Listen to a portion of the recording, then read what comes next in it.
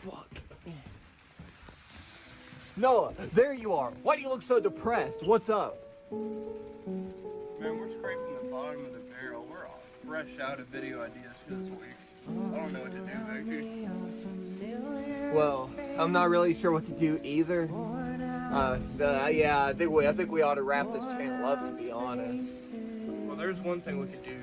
We could bust out our own guitars and just review the guitars we already own instead of buying more expensive gear. So right here, we got the Epiphone double special, double review! Let's go!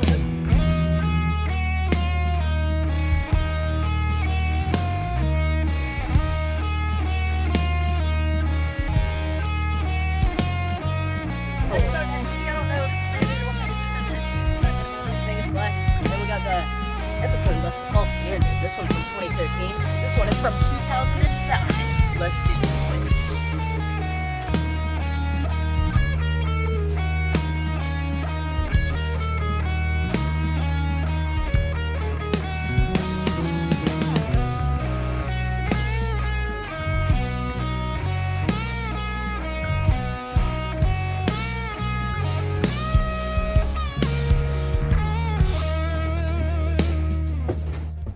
Alright, so you might be wondering, why are we reviewing these old-ass guitars? These are both like a decade old. This one's 13 years old, 2009. This one's a decade old, 2013. Why are we reviewing these old-ass guitars? How is this topical? How is this relevant? Why should I care? Well, it's because these are standardized models. This is always going to be a Les Paul. This is always going to be an SG. You'll see little variations in like, what kind of variations would you see from model to model?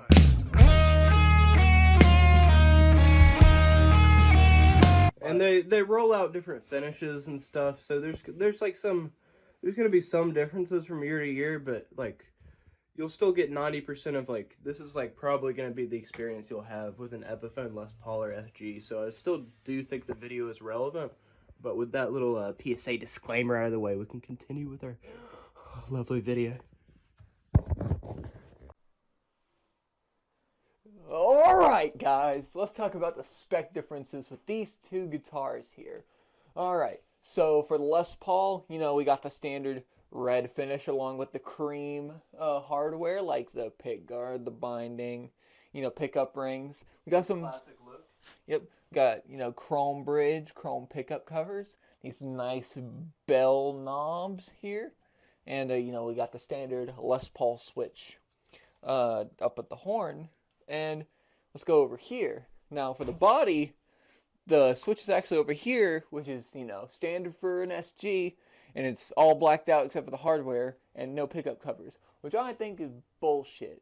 There should be a black hardware all around to match, like the general look of this. It looks pretty good. Yeah. You gotta admit it. Yeah, we got these weird little knobs right here. I don't know what they're called, resin knobs. That's like the one thing that isn't stock. You know, we got no pickup covers, we got a standard chrome bridge, and which is basically almost all blacked out. We're about like 90% of the way there when it comes in terms of, you know, it being blacked out. Now let's go up to the neck. We got the trapezoid inlays over here. You know, they're pretty good looking on the Les Paul, and then we have the dot inlays. Kind of a rare sight to see on like an Epiphone instrument, but yeah, this one just has standard dot inlays. They look to be perloid as well. Yeah. Let me actually cut the light on.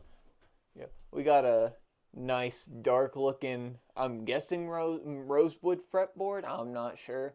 This one's, I'm thinking also rosewood. I'm not sure. We'll probably have that labeled in the video itself. Yeah, we can check. We have ways to check. We'll just put a number on screen right now for if like there's any differences between the scale length. We can just put that on screen right now. But headstock. Alright, so if we look at the back, you know, there's not much to look at here other than the chrome circuit cavity, along with a, did I say chrome? We could just cut that part out. I'm not cutting it out, bitch. Alright, so we have a cream control cavity along with a cream switch cavity cover. They're covers. And, you know, nice red finish and a set neck. That's the main difference between the two of these. Standard black and a bolt-on neck instead of a set neck. Kind of odd to see for an Epiphone, but this one is indeed bolt-on, and they got the weird strap button put right here. That's going to really contribute to the neck dive. This is a neck dive monster if you're standing up with it, having a strap. But if you're sitting down, it's actually reasonably balanced. And if we look at the finish on the back of the neck, you can tell, obviously it's red, obviously it's black, but it's glossy. It's a good kind of gloss. It's not like the, sweaty perspiration stick gloss. And if we talk, we have this one's actually made in China, handcrafted in China, handcrafted in Indonesia. I don't really see any differences, nor do I care, as they are both very good instruments.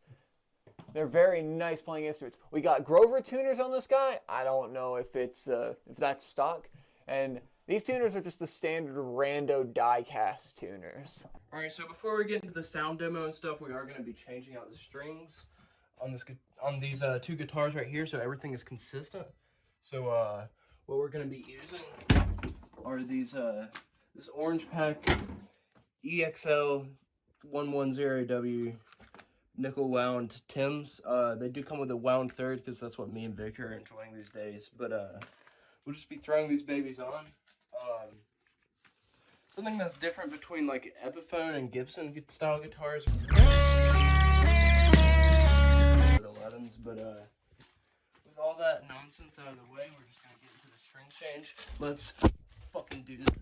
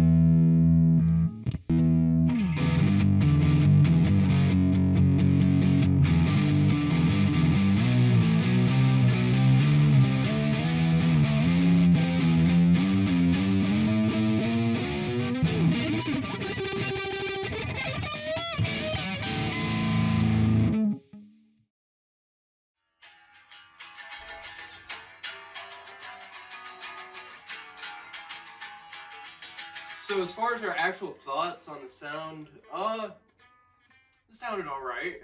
Yeah, it's a little bit unfair due to like how raised the bridge pickup is on the SG compared to the Les Paul. It was considerably closer on this guy. I would attribute a lot of the differences to that. Yeah, it just had a lot more gain, like we had to adjust the gain and stuff, and then just had like a slightly more kind of raw, unprocessed kind of sound on the SG. But overall, they sound pretty similar. Yeah, standard like kind of Epiphone / Gibson sound. I'd say the neck pickup was probably the most. You do the neck pickup and Yeah, no, that's kind of what I noticed too. Is like the bridge pickup sounded pretty good. It works for like just a standard like metal tone. But as we started getting towards this middle position, and especially the neck position, things really took a dive into the mud category. And the bridge pickup was already kind of muddy to begin with, so I would say if you're not a fan of mud, I would just definitely upgrade like the stock electronics and pickups on these Epiphone instruments. yeah, I'd say they're pretty solid mod platforms. The one thing is, these both have the quick connect system, meaning if you want to replace pickups, you're most likely going to have to replace, you know, the wiring harness itself, which not a big issue if you have a solderless system. And I think I don't know if we mentioned this yet. The actual pots, the potentiometers. I don't know this for sure. This is just speculation, but I think that's a big culprit for the muddy sound.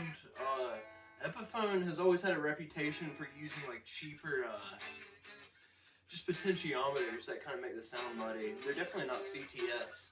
Now they have in some of their more recent products, like when they start getting in like the 800s, like the more recent inspired by Gibson line, those Epiphone guitars do actually have CTS pots, but other than that, they kind of have like these cheap off-brand pots and they don't sound very good, so maybe that's something we'll look into in the future.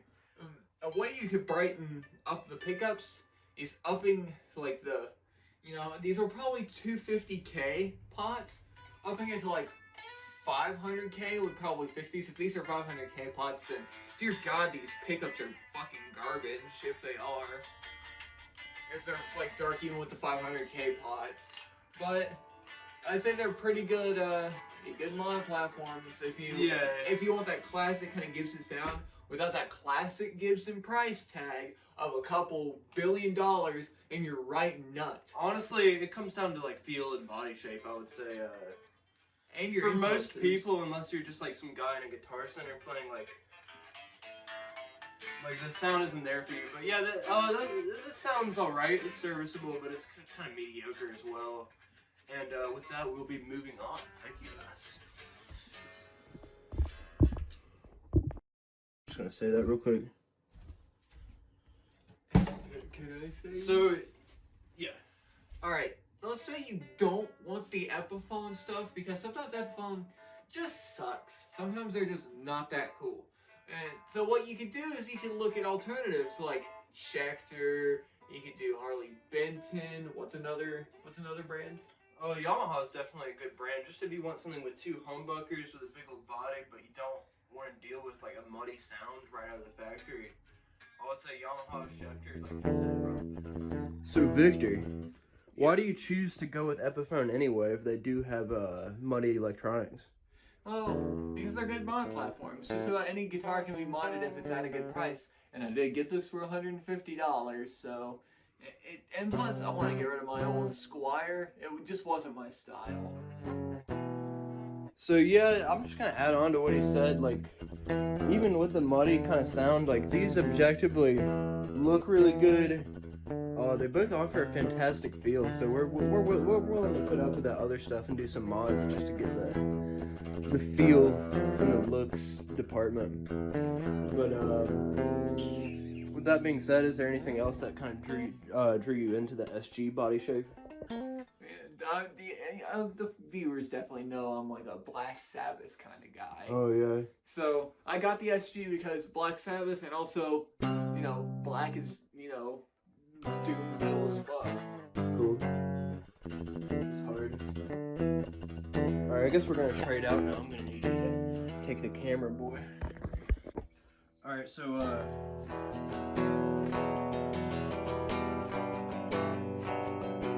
something I really like about the Les Paul that I would prefer over like a Fender or something is just like, as you can see here, it's got a big chunky neck. I believe this is called like the fat back or something. We'll put it on screen, but something about just the chunkier neck kind of makes you do different things with your thumb, and I don't know, it just kind of encourages me to play different. Like on something like this, I'll do like a lot of kind of devilish like chromatic arpeggios and stuff.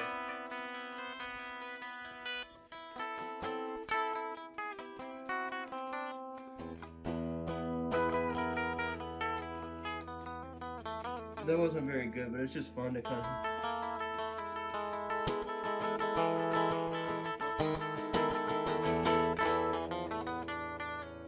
And another thing is just like scraping, like if I compare this to, I don't have my Strat in hand, but like a Strat bridge, once you start getting back here, you lose a lot of volume, a lot of sustain. But on this, just like this tunematic bridge design is solid, and it just works really well for anything where you play by the bridge. I really dig it.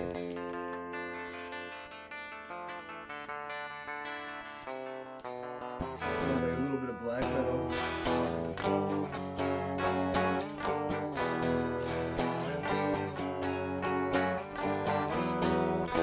Where I'm not a fan of this bridge is like for the thrashy stuff where you're doing a lot of...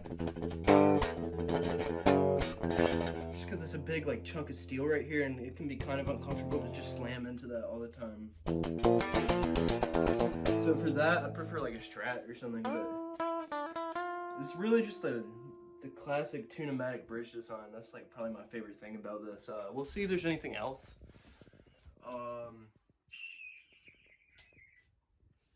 I mean, yeah, no, that's pretty much it. Alright. Next part of the video. Alright, so we don't know where to actually throw this into the video, but we are going to be doing a quick test with sustain, and we'll just speed it up and put like how long just the low E note rings out. So I'll start with the Les Paul. Let's get recording here in Reaper, and we're just going to see how long. God damn it. I mean, I could do it real quick, and you just hold the phone. No, I gotta do it. Well, let me hold the camera, you monkey. Take my bitch ass camera. Okay, here you go. So sustain test. Let's go. Just low E.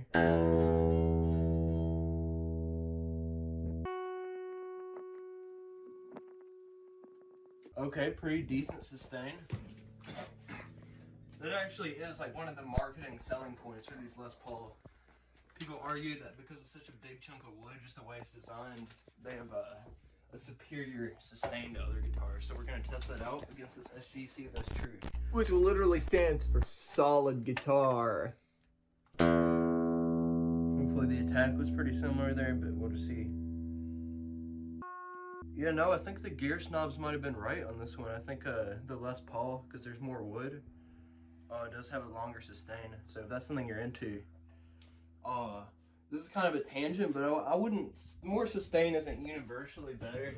Sometimes you want like a faster note decay.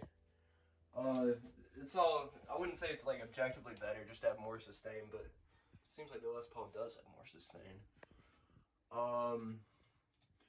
Okay, moving on from that, we're just going to talk about how we acquired the guitars. How did you get this SG? How did you acquire it? How did it end up in your arsenal? So I used to work at like a big grocery store, and I had a friend ask me, "Hey, do you know anyone looking to buy an SG? I have a friend who's looking to sell an SG for $150." And I was like, dude, I'll pick that up, because at that point I've been looking for an SG. I've been looking to get rid of my Squire HSS Strat. I didn't like the string spacing, it just wasn't for me. I didn't like the tremolo. And, you know, I met up with the guy about a week later, and I got this beautiful guitar for $100. So you traded with him? I didn't trade with him. I just gave him 150 bucks. Oh yeah, that's right.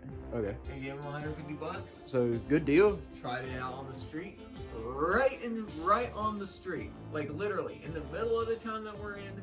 I was just playing it, and I was like, all right, here's your 150, and thanks for selling this to me. I was kind of awkward because I didn't. It's first ever like in-person buy that I've done in terms of just, you know, not at a store. And I'd say this white boy definitely got a good deal. It's fucking nice. Is it fair to say you instantly fell in love with the Epiphone SG? Yeah, it was actually set up for a D standard, and yeah, I was just like, you know what? If it's set up for D standard, it can be set up for drop quadruple fucking G. Drop F. Drop like F-5.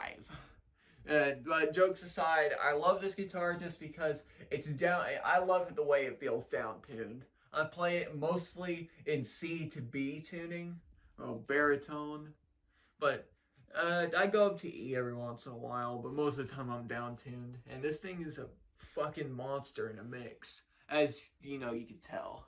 Yeah, as you'll see in the Downtune test. So we're just gonna talk about how I acquired this guitar. So I just went in a hobby shop one day. I was in there for like 15 minutes, and I just started talking to this random guy about we started talking about Metallica and stuff, and we're like both agree that their finest work is Ride the Lightning, and Ride the Lightning is better than Master of Puppets, so we bonded over that, right? And I told him I played guitar, and he just like called his wife, because he was too busy to play guitar anymore. He calls his wife and makes her bring his guitar to the hobby shop so he can just give it to me for free. So I just kind of scored. I just walked into a hobby shop and somebody just like, oh, you like Metallica? Here's my guitar. Yeah, dude, this dude's got some mojo. Like, I mean, Noah has some mojo when it comes to getting like shit for free. I've gotten a lot of free gear. There's this. You'll see it in a future video. We'll just gloss past that. But yeah, we'll blur that one out. We'll put a blur filter over that. There might be a new Fender amp in the works for video number 12. Who knows? But that's a surprise. That's an insight. That's some insider info. I do have some notes here. So yeah, we're getting into Downtuning test now. Let's fucking do this. Let's go. Let's go.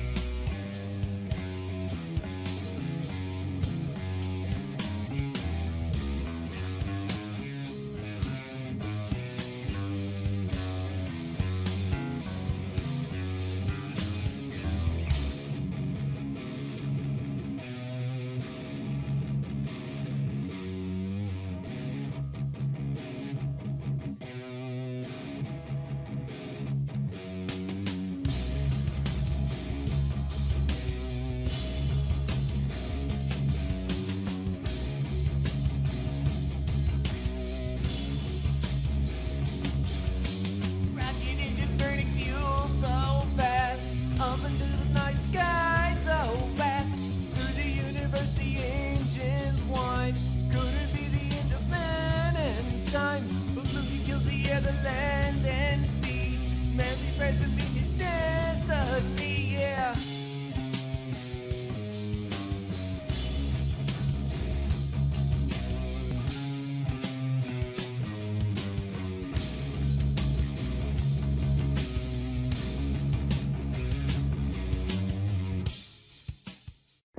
All right, Noah, which one did you think did better in the downtuning test? Well, as we figured out, these both have the same, like, scale length of 25.5, which is very odd. Usually Epiphones are supposed to have shorter scale lengths, but, overall they did about the same, but if I had to choose one, I'd say the SG did slightly better. I'm not really sure why, but it just seemed like, maybe it handled it just slightly better. But pretty similar. There's nothing too crazy. We just downtuned the guitars and played some songs. What did you think, Victor? I don't know, this is a tough choice for me because I loved both of these instruments in the mix. But I think, personally, I just kind of liked the Les Paul just a tiny bit more. It kind of nailed that, weirdly enough, it nailed that Tony Iommi tone in my downtuning test, and it sounded amazing in the 7 downtuning test. I think I agree. I think it just sounded like a little bit more balanced. It's got a much more balanced tone. Like the other one just had a lot of gain, especially from that bridge pickup, which we used for those. This is a monster for anything really high gain. This is good if you want to, like, kind of balance it out and play some clean stuff or some slightly overdriven stuff. Yeah. Up to you. Or play Norwegian black metal. But I think we're about at the end of the video. We're gonna throw in a little solo at the end like we always do, but is there anything else we have to say about this lazy ass low effort Epiphone train wreck of a video that everyone's gonna hate and they're gonna come to my house and rape me? I think that these are pretty good guitars. You could get either one, and you wouldn't lose or gain any more, like, compared, like, you wouldn't gain less if you got an SG over a Les Paul, and, vice versa. They're both very good instruments. It all depends on which vibe you like more. Do you like the nice old dad rock kind of guitar, or do you like the fucking metal destruction machine? Still dad rock, dad metal. Dad rock, alter metal. Dad rock versus dad metal. Okay. So, yeah, we hope you guys liked the video. I hope we adequately covered the differences between these two classic Epiphone designs. Thank you guys for watching. Please leave a comment. Please subscribe. Wait. Thanks for watching. Wait.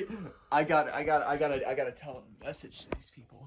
You got a special message. Now, you may have noticed that we haven't really been putting out any videos. That's just because life does its thing. This video took like 3 months. And on top of that, we really tried to get more stuff for more content, but that costs us money. We don't got that. We're some random fucking idiots in our rooms playing guitar, jerking off 24/7. We're not even blue collar. We're like green collar. We're like halfway red collared, and we try our best to get some gear for these reviews. And, we have a couple videos lined up, but what you guys should do, then this is, like, straight from the heart, you guys should subscribe, like, share this. Support the videos when you see. Do you want to see the same ass cookie cutter fucking copy and paste video in this gear community, or do you want to see something that has a little bit of soul, a little bit of panache in there, So support us with your subscription, with your view. The more you subscribe, the more you share this, the more I guess exposure we get, the more often we can do these videos, because this ain't cheap. A lot of this $150 is something you can't just fucking throw away. It's not chunk change, most definitely not. No. So yeah, and genuinely, thank you all for everyone who supports the videos. It's really heartening to just go check it and there's a comment and somebody's like, this kicks ass, like. Thank you guys. But I think with that being said, we're going to be signing off now. Thanks for watching our dumbass YouTube video.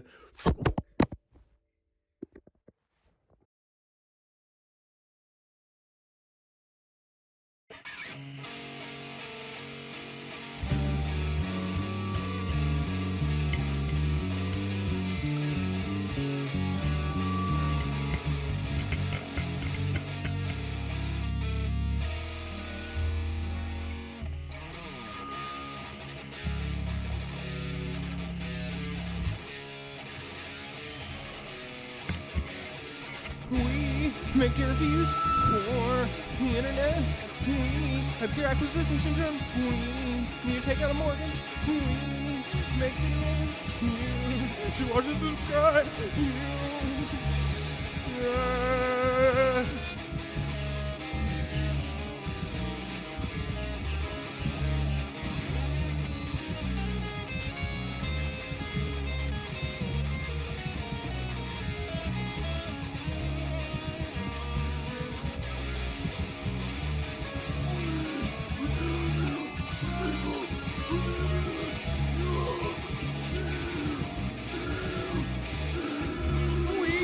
Make reviews for the internet. We have a prog metal band. We have a prog progressive metal band. We